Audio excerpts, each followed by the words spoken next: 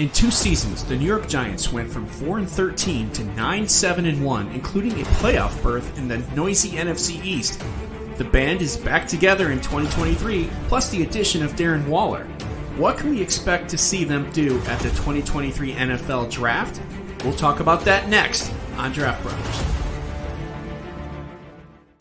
Okay, welcome to the Draft Brothers podcast for all things 2023 NFL Draft. In this episode, we'll be taking a closer look at what the Giants could do with their picks, what their main areas of focus are, and who they may be targeting as they look to build on their positive season in 2022. I am your host, Jeff Hasley, and I'm joined by my draft brother, Dan Turner. And our guest today is Jay Felicio. He's the content manager of Front Yard Fantasy. And Jay is going to help us understand what the Giants may do in the 2023 NFL Draft. Welcome to the show, Jay. Appreciate you guys having me. This is like we were talking about before the show started. I feel a little bit of a reunion. I feel like there's some upside for this upside. There it is. There it is. Ding! Had to, we got to get it didn't take long. It didn't take long to get there. It didn't. Nope. 10 seconds in. All right. Well, we have a lot to talk about. Daniel Jones is back. Saquon is back. And oh, by the way, Darren Waller is now in New York. Let's get to it.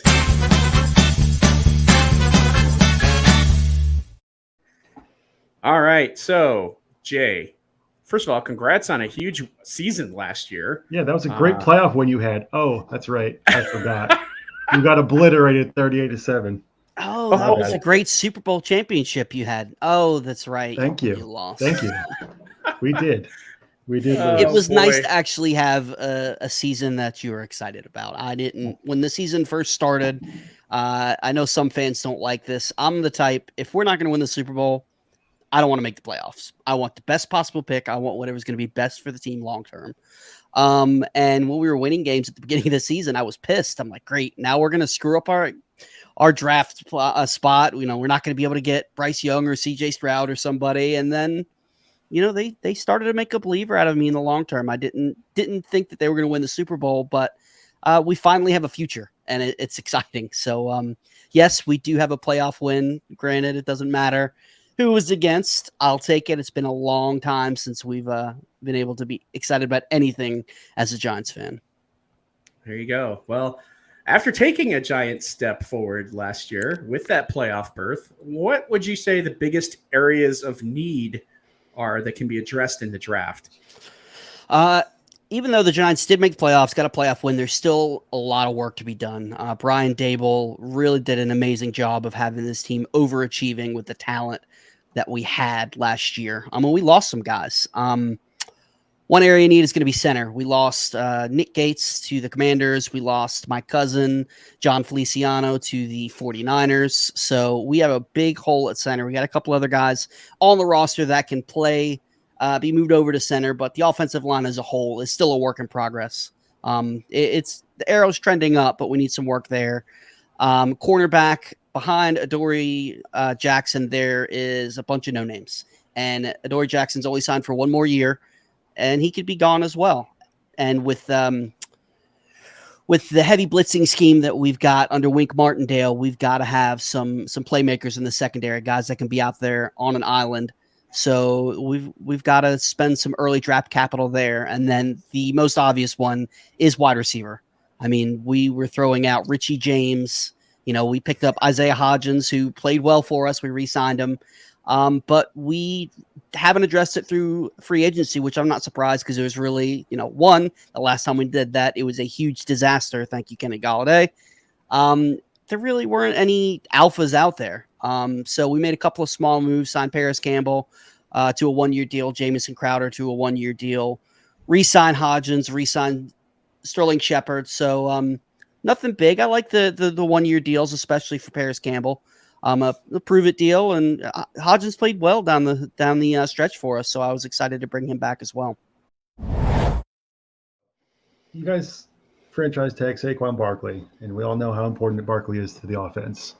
But really, looking ahead, what is Barkley's future with the team? Does he sign the tag? Does he get a long-term deal? Do they trade him and then, draft someone this year? Where do you see them going with it? You know what? I honestly don't know. It's up to Saquon Barkley. It depends what he wants to do. I don't see Joe Shane budging from what he's offered. You know, it was rumored that we offered him 12 million, 12.5 million in the middle of the season. He turned that down, wanting more money up in the range of the 14 to 15,000, and the Giants weren't willing to go there. Now apparently that 12 to 12.5 million dollar offer is off the table. We've seen that running backs are just a bad investment long term in the NFL. I don't see Joe Schoen, especially with the work that still needs to be done with this roster, investing that type of money in Barkley. I love Barkley. Don't get me wrong; he is an elite talent. He's one of my favorite players. One of the best running backs in the entire NFL. He's battled some injuries, but I chalked him up to more just playing football. Some people have called him injury prone. There were just 2 freak injuries back-to-back years. Could I see a situation where they wind up trading him? Possibly. It really just depends if he digs his heels in and wants to get paid, which I can't blame the guy, especially with the length of the careers for running backs is we're seeing it's getting shorter and shorter, and teams are smartening up and they're not paying. There's a bunch of guys out there. There's, he's a shell of himself, but Ezekiel Elliott, Leonard Fournette, these guys who just a couple years ago were seen in the same light as Barkley, and then now they're just a shell of themselves. I could see a situation where that offer, the 12 million, 12.5 million, comes back on the table. He's willing to take that. If the Giants are willing to put that back out there, then maybe. Or, maybe he plays on that 1-year contract. It's really up to Barkley. I don't see the Giants making any significant concessions. Should they trade him? I mean, I'd be okay with it, honestly. We've got Matt Breida right now, who is definitely not a starting caliber running back, but where we're at, we could sign one of these guys, one of the cheap vets. It's a pretty deep draft for running back. There's plenty of talent out there, not in the same vein as Saquon Barkley. But depending on what we could get in return, I wouldn't be opposed to it. It's a younger man's league, especially at running back. Exactly. So we are talking Giants draft with Jay Felicio of Front Yard Fantasy, and you can follow him on Twitter at GMenJ, one of my favorite Twitter names. GMenJ, so easy. So the Giants have 10 picks in the draft. Do you see them moving up, maybe even in the first round, to get that wide receiver that they so covet that you mentioned earlier? And if they did, what receiver do you think fits best for the team?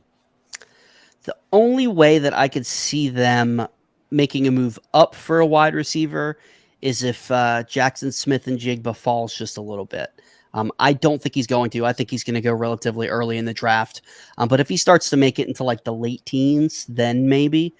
But there's so many guys that they can find on day 2 that could really fill the role of that outside wide receiver that they need. Some people may say, well, they're not going to draft JSN because they have all these slot guys with Wandale and the guys they signed. Well, other than Wandale, the other guys are gone, on 1-year deals. So they could very easily be out the door. And we've seen it, the creativity from a guy like Brian Dable. I could see him using weapons like JSN and Wandale together. We're still going to need some big bodies. We've got a deep threat in Darius Slayton, and Shep is what he is at this point in his career.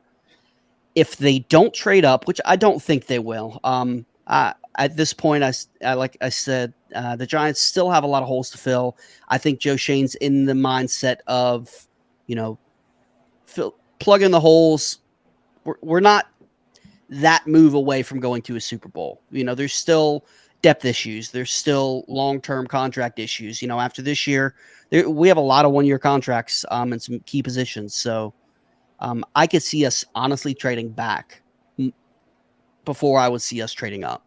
If we go wide receiver in first round, I could see a guy like Jordan Addison or what's his name? Quentin Johnson. Yep, Quentin Johnson. One of those two. I could see them filling the role of Johnson too could do a good job of playing in the slot as well as outside. If we wait till day 2, I could see Cedric Tillman, Jonathan Mingo, one of those big body guys who can play outside that could complement the smaller, faster receivers that we have in the slot. Well, you're sitting at 25. So if you were to move up, yeah, you're right. Smith and Jigba would have to fall for you guys to even consider that, I think. And you mentioned interior offensive line, particularly center. That's a pretty good sweet spot there where you're at 25. Or if you trade back, potentially at 30, 29, or into the second round. So, and you can build your draft capital with picks for potentially next year. If you're trading out of the first, you'll have that next year pick in there, a first round for sure. So yeah, that's what I think we'll do, and I'd be very happy with that. Everybody wants to see the exciting moves, their teams move up and get the star, but at this point, where the Giants are, I would be perfectly fine with that. Like you said, there's a lot of talent at both on the line and a lot in the secondary as well in that late first, early second range. If you like sports and playing sporting games, download the Champions Round app. Get playing and start winning. Use the promo code DraftBros for a free $10 and check out our newest game mode, Spicy Slips. If you love live sports gaming, the NBA or Major League Baseball, or maybe you just want some extra action this NFL offseason, come play Spicy Slips, build a 2 to 5 leg parlay of live props, and win big today. All right. So, the previous Giants regime declined Daniel Jones' fifth-year option, and then, obviously he got re-signed this offseason to a long-term deal. It was really between Jones and Barkley with, who's going to get the contract, who's going to get the franchise tag. With Jones, taking that a decent step, you guys making the playoffs, but still not performing in the upper echelon of quarterback so far. Do you think it was a mistake giving him the kind of deal that he got from the Giants? Mistake, no. Overpay, yes. You guys know this. I've never been one that's all gung-ho about Daniel Jones. Coming into the season, I was like, let's just, let's Duke get rid guy of Jay. Duke guy Jay. I know, Duke fan, Come Giants on. fan. I should be super excited about Daniel Jones. And I've said this all along. I don't mind that we drafted Daniel Jones. I don't like where we drafted him. If we would have taken him later in the first, I would have been okay with that. But I think we had to. The way that the quarterback market shakes out, he's shown enough under Brian Dable's tutelage. He made some steps forward with a pretty shaky offensive line. Absolutely nothing for wide receivers. I mean, like I said, Richie James, Isaiah Hodgins, and Darius Slayton were the top three. It was ugly. That's really the only way you can put it. So the way that they structured it too, they can get out of the deal relatively unscathed after 2 years. So it makes sense. I'm not happy about it. I'm not mad about it. I'm just like, okay, I guess. Definitely overpay, like I said. But the way that as hard as it is to find franchise quarterbacks, they really had to make the move. They had to do something. Yeah, I mean, if we didn't, we're not in the range that's going to draft. If we're not, it would take a ton of draft capital to move up to get one of these top tier rookie quarterbacks. So we're just not there to do it. So, like I said, happy, no, but I get it. All right, well, it's time in the show for our one quick question segment, which is basically a yes or no question. You give your answer, and Dan and I will also give ours. So the question is, will Darren Waller lead the team in receiving yards in 2023? What do you think, Jay? Yes. Ooh. Dan? No. No. All right. I say yes also. Now, they could have a rookie receiver come in, but we know that rookie receivers could be great. It could take some time. And we know what Waller can do. He just has to stay healthy. If he does that, I think he definitely leads the team. In That's the key. So, yeah. All right. Dan, any follow-up questions? Anything from you? Yes, one follow-up question. With Daniel Jones being signed to a longer-term deal, do you think it would behoove the Giants to take a later-round quarterback prospect to develop? Yeah, I would love that, especially with a guy like Brian Dable, who's, ever since the work that he did with Josh Allen, sees him as a quarterback whisperer. And I mean, look what he did with Daniel Jones from the past couple of years to this year. I would be perfectly fine with that. I don't want to do what Dave Gettleman did and draft a guy like Davis Webb in the 4th round. But yeah, I'd be perfectly fine with taking a high upside project guy later in the draft. All right. Well, thank you for tuning in, everyone. And thank you, Jay. We appreciate you sharing your expertise and insights on the Giants draft plans. Be sure to follow Jay. His Twitter handle is @GmenJ. And we appreciate your support. Please do us a favor. If you like the show, consider subscribing and leave us a comment. Let us know what you think about the Giants draft. That stuff really does help out our channel. And download the Champions Round app and use the free $10 bonus code. Make sure to check out our separate Giants mock draft video with Jay. It's a 3-round mock. See who he thinks the Giants are going to take. And check out our other videos as well. Chances are we've discussed your team, or if not, we will get there soon. Your entertainment is our passion. We'll see you next time when we talk about the Buffalo Bills draft. The Bills. The Bills. I think it's the Bills, but it really doesn't matter. Bills.